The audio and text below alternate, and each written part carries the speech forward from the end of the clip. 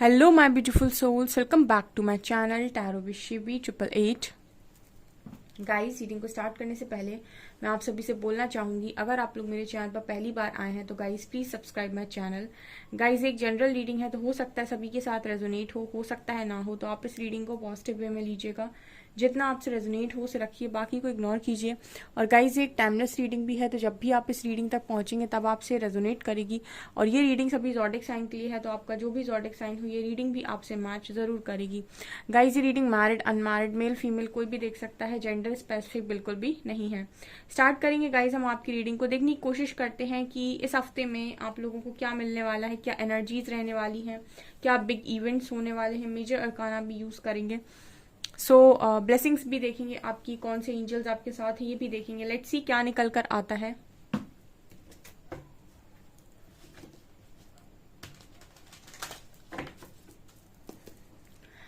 Please guide कीजिए श्री हरि, मेरे जो व्यूअर्स हैं उनके साथ इस हफ्ते में क्या होने वाला है।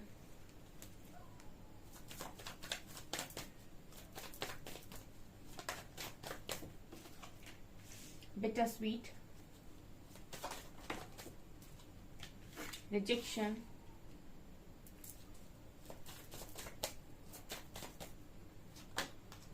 mysticism,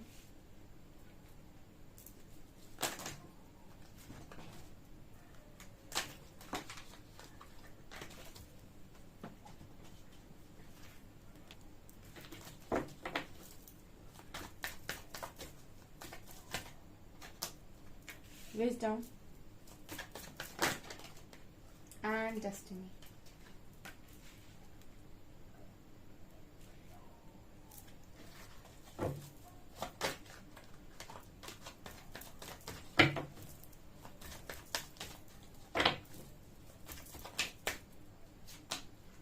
Passion, renewal, forgiveness,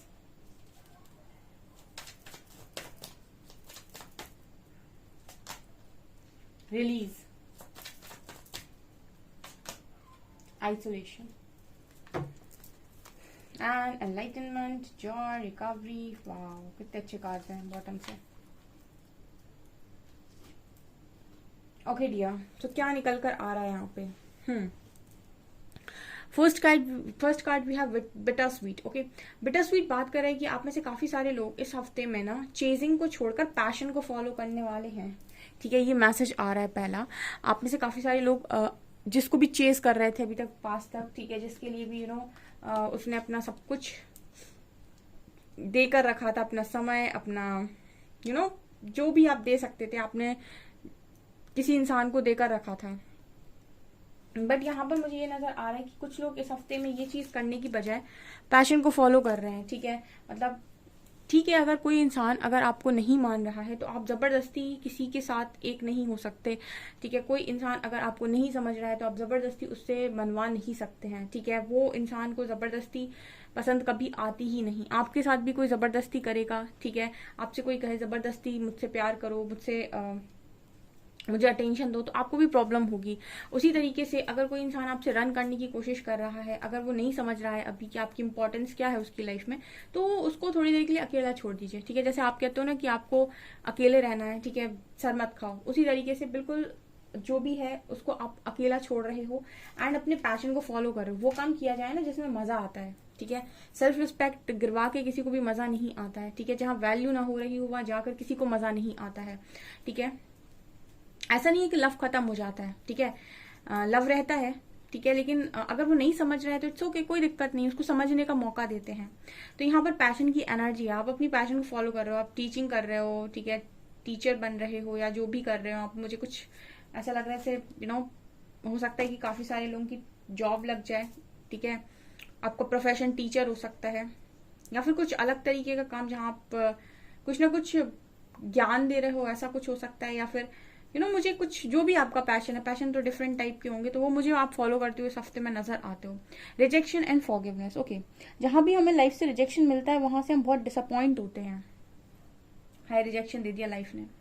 ठीक है, और अगर किसी जगह से हमें रिजेक्शन मिलता है और वहां पर कुछ लोग अवेलेबल हैं, तो हम उन लोगों से नफरत हो जाती है कि इन्होंने हमें रिजेक्ट किया, तो किया कैसे। जॉब इंटरव्यू में कोई आपको रिजेक्ट कर दे तो आपको प्रॉब्लम क्रिएट हो जाती है, ठीक है। या फिर कोई फैमिली मेंबर है जो आपसे ये कह दे कि आप किसी काम के नहीं है, तो आपको प्रॉब्लम हो जाती है। सभी को होती है, वो एक को नहीं, सभी को होती है, ठीक है। क्योंकि रिजेक्शन से ईगो हर्ट होता है, ठीक है। और जो ईगो हर्ट करता है उसको माफ करना बहुत मुश्किल काम है, ठीक है। लेकिन फिर भी कार्ड आ जाता है फॉरगिवनेस का।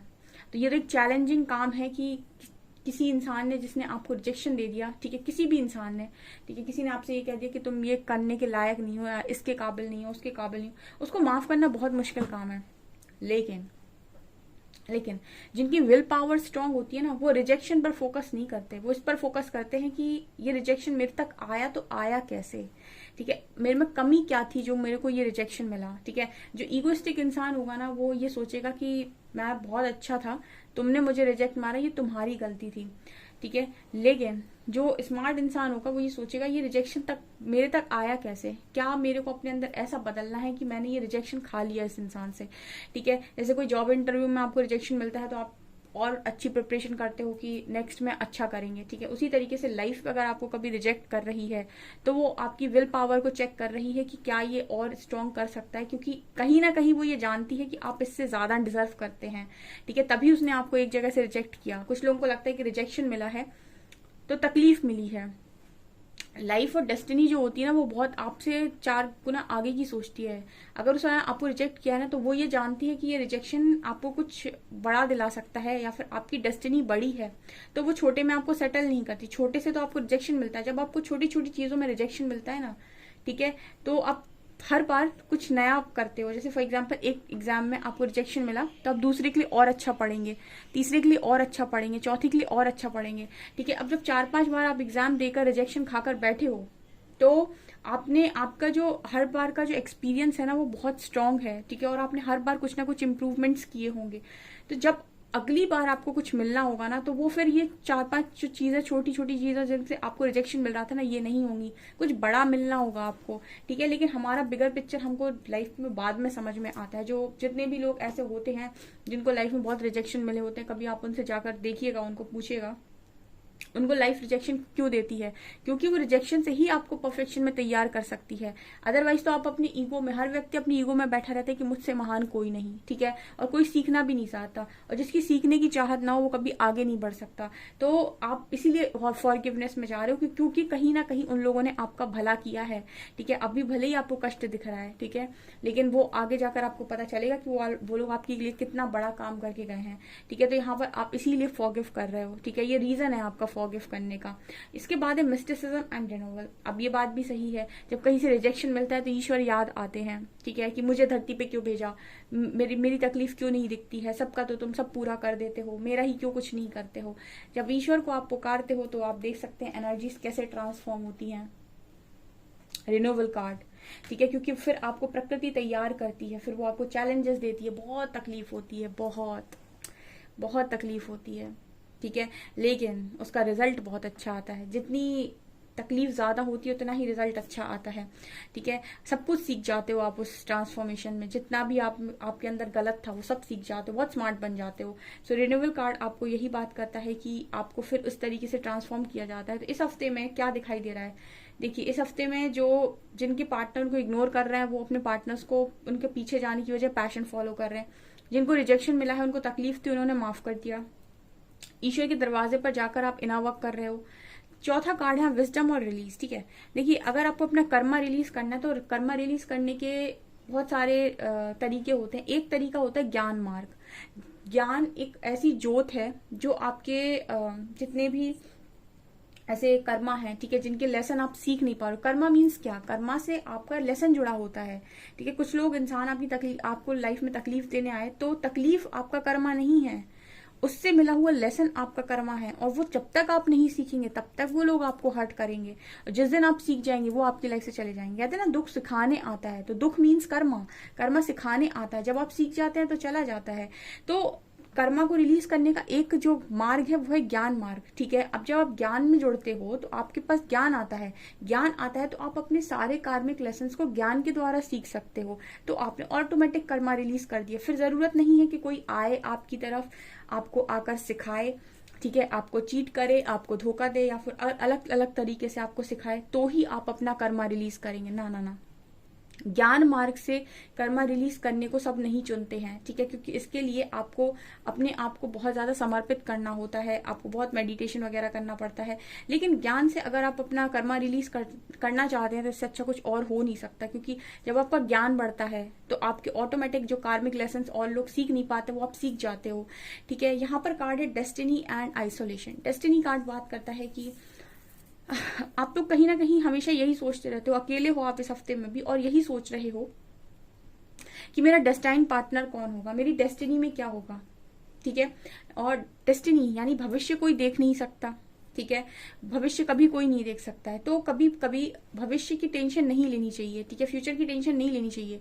अगर उसने प्रेजेंट में आपको कुछ दे रखा है, पास्ट में आपको कुछ दिया था, ठीक है, तो फ्यूचर में भी कुछ ना कुछ देगा। ऐसा तो है नहीं कि फ्यूचर खाली है, ब्लैंक पड़ा है ना, ऐसा कभी होता ही नहीं है, ठीक है। जस्ट आपको प्रेजेंट में काम करना होता है ये देखने के लिए कि फ्यूचर में मैं अच्छा बनाने के लिए प्रेजेंट में क्या क्या कर सकता हूँ। अब अपने कर्म पर फोकस रहिए, ठीक है। इस हफ्ते में भी आप अकेले हैं तो आप ये मत सोचिए कि मुझे क्या मिलने वाला है, इस पर फोकस करिए कि इस वक्त मैं क्या कर सकता हूँ, ठीक है। लाइफ के अंदर सबसे अच्छा अगर आपको जीना है तो आप कभी ये मत सोचिए कि मुझे क्या मिलेगा, हमेशा ये सोचिए कि मैं क्या कर सकता हूँ, क्योंकि अगर आपने किया है तो मिलना तो है ही है, ठीक है, उस वो कहीं नहीं जाएगा। सो इस हफ्ते में कुछ ऐसी तरीके से चीजें आगे बढ़ती हुए नजर आ रही है। विजडम है, मिस्टिसिज्म है, डेस्टिनी है, और देखिए यही आपका मार्ग है एनलाइटनमेंट। जब आप इतने मैच्योर हो जाते हैं कि आप चीजों की बड़ी बड़ी बातों को जब छोटी छोटी तरीके से समझते हैं, इसको हम कहते हैं एनलाइटनमेंट। यही तो होती है एनलाइटन सोल। और किसी को आप समझाने जाएंगे ये चीजें तो वो ये कहेगा कि हमारे बस की बात नहीं है, ठीक है। लेकिन यस, जो एनलाइटेंड लोग होंगे वो डेफिनेटली इस चीज को समझ पा रहे होंगे, उनको समझ में आ रहा होगा कि जिंदगी इसी तरीके से जी जाती है, ना कि हर दिन ओवर थिंकिंग करके। ऐसे में तो आप अपनी हेल्थ और खराब कर लेंगे, ठीक है। तो यहाँ पर जब एनलाइटनमेंट में आप होते हैं तो जॉय में होते हैं। क्योंकि जॉय में होते हैं आप, क्योंकि आप प्रेजेंट को एंजॉय कर रहे होते हैं, और प्रेजेंट अगर आप एंजॉय कर रहे हैं अपना तो फ्यूचर आपका बेस्ट बन रहा है, ठीक है। तो इस तरीके की कुछ एनर्जीज यहाँ पर नजर आ रही हैं, ठीक है। आपकी लाइफ में रिकवरी हो रही है इस हफ्ते में। मेजर इवेंट्स देखते हैं।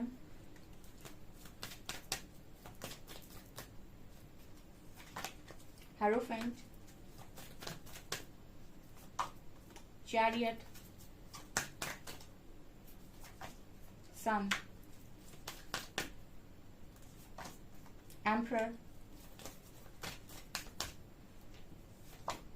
Temperance and wheel of fortune, death और ये साथ में गिरे हैं।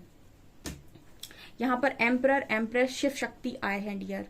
इस हफ्ते में भी कुछ लोगों का यूनियन होगा, ठीक है। उन लोगों का जो पेनफुल साइकिल चल रहा है वो यहाँ पर रिलीज होगा डेथ कार्ड के साथ, और यहाँ पर दोबारा से रोशनी आएगी। जो भी अंधेरा चल रहा था इस कनेक्शन में, वो कनेक्शन में यहाँ पर उजाला आएगा, ठीक है। यहाँ पर सन की एनर्जी, एक्शन ओरिएंटेड एनर्जी नजर आती है आपके डीएम की।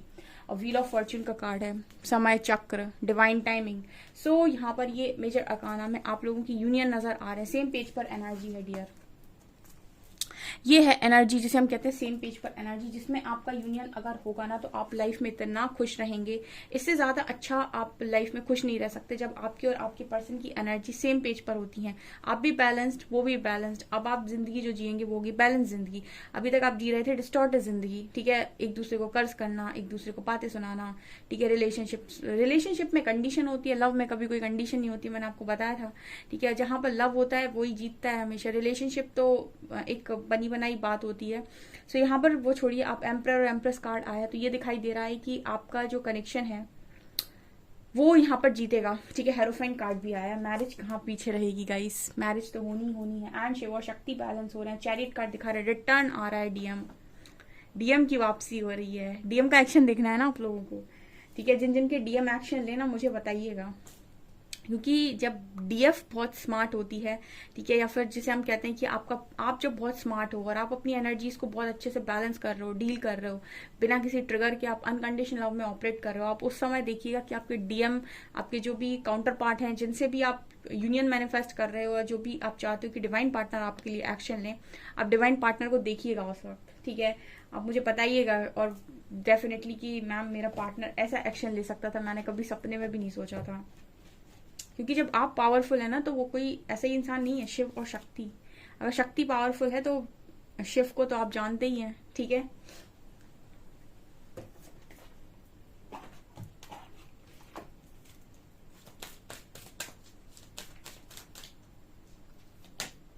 Mother Mary,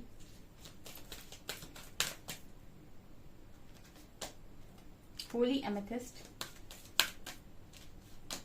and Gaia. First card we have Mother Mary, love and peace. Let go of the need to be right. Choose peace. Mother healing is possible at this time. इस वक्त ये आपसे ये कहने की कोशिश कर रही हैं कि जो भी सही है उसको चुनो, ठीक है, और पीस को चूज करो, ठीक है। पीस मतलब शांति, ठीक है। इस समय में मदर हीलिंग पॉसिबल है, मतलब इस वक्त में आपकी हीलिंग पॉसिबल है, तो हील करो खुद को, ठीक है। बाकी चीजों पर फोकस मत जमाओ, जो होना होगा वो होकर रहेगा, उसको कोई रोक नहीं सकता है। जब यूनिवर्स पर विश्वास है, ठीक है, जब देने वाला सामने बैठा हो तो आपको किस चीज की टेंशन है, ठीक है। जब उनके हाथ में जिंदगी होती है ना, तो टेंशन नहीं ली जाती। टेंशन लेने का मतलब है कि उनकी बनी बनाई जो पूरी बनी बनाई योजना है उस पर शंका क्रिएट करना। Holi amethyst, divine alchemy, move beyond current challenges, focus on what you desire. ये आपसे कह रही हैं कि चैलेंजेस पर फोकस नहीं करो, ये फोकस करो कि क्या चाहते हो आप अपनी लाइफ के साथ, और उसके लिए काम करो, ठीक है। जो भी चाहते हो उसके लिए काम बराबर करते जाओ। भले ही रिजल्ट अभी ना दिखाई दे, लेकिन काम आप कर रहे हो तो रिजल्ट बन रहा है, आपके पीछे पीछे रिजल्ट चलता आ रहा है, ठीक है। And Gaia, earth connection, be mindful of the planet, come back to earth, stay grounded. So Gaia बात कर रही हैं कि आपका जो कनेक्शन है वो मदर गाया के साथ बहुत स्ट्रांग है, क्योंकि ये मदर अर्थ की ही एनर्जी निकल कर आई है यहाँ पे। सो आपसे कह रहे हैं कि हमेशा प्लैनेट का भी बहुत ज्यादा ध्यान रखें और ग्राउंडेड रहें, ठीक है। ईगो में ना जाएं। ईगो में जाने के लिए तो मैंने ही हमेशा मना किया हुआ है कि कभी भी ना जाएं।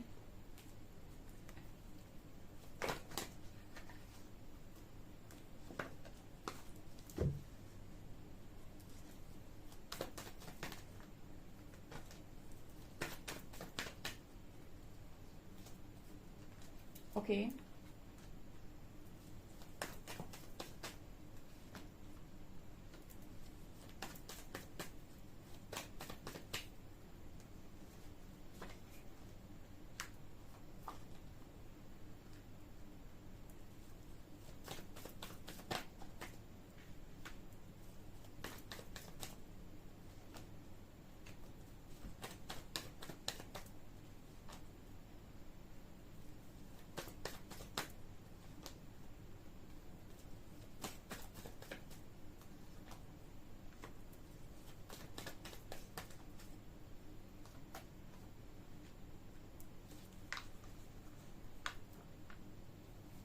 इस हफ्ते में मुझे आप करियर पर काफी फोकस्ड नजर आ रहे हो गाइस, ठीक है। इंपॉर्टेंट एनर्जीज है, इंडिपेंडेंट हो, काफी फोकस्ड हो अपने करियर पर, mentally, financially, emotionally, spiritually balanced हो, ठीक है। किसी भी चीज में आपको जरूरत नहीं पड़ रही है कि लोग आपकी हेल्प करें, मतलब लोग की हेल्प तो हमेशा लेनी पड़ती है, बट ऐसा नहीं है कि आप उनके बिना अपने आप को कुछ नहीं समझ रहे, ठीक है। ये होता है, मतलब इंडिपेंडेंट होने का मतलब ये नहीं है कि मैं सब कर लूंगा। इंडिपेंडेंट होने का मतलब ये होता है कि मैं सब कुछ करने में सक्षम हूँ, ठीक है। अब जरूरत पड़ेगी तो ले लेंगे किसी की हेल्प, बट हम कर सकते हैं, ठीक है। जब आप अपने आप को लायक ही नहीं समझते वो प्रॉब्लम है। आप अपने आप को जब लायक समझते हैं तब कोई प्रॉब्लम नहीं है।